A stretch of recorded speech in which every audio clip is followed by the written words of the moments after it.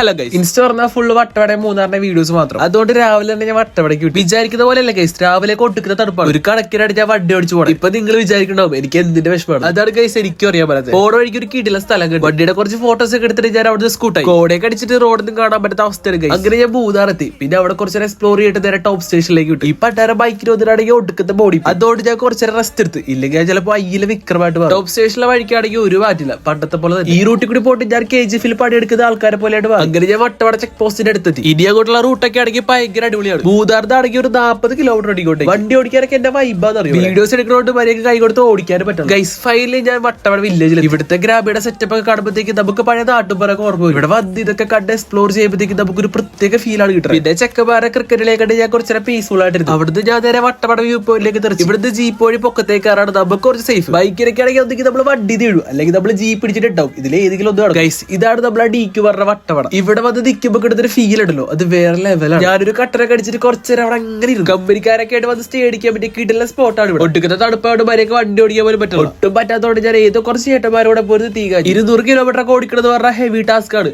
അതുകൊണ്ട് ഞാൻ ഒരു സ്റ്റേ പോയി റൂമൊക്കെ സെറ്റ് ആയി പോയി കിടന്നപ്പോഴത്തേക്കും കുറച്ച് സമാധാനം കിട്ടി. പിറ്റേ ദിവസം ഞാൻ അറിയാണ്ട് 8 മണിക്ക് എണീറ്റ് ജസ്റ്റ് ഒന്ന് പുറത്തിറങ്ങി നോക്കിയപ്പോഴത്തേക്ക് വണ്ടിയുടെ മുകളിലൊക്കെ ഐസ് ആയിട്ടിരിക്കും. ഞാൻ റൂമിൽ പോയി ജസ്റ്റ് ഒന്ന് ഫ്രഷ് ആയിട്ട് മൂന്നാറിന് കുറച്ച് ചോക്ലേറ്റ് മേടിച്ച് തരാൻ വീട്ടിലേക്ക് സ്കൂട്ടായി. Okay bye.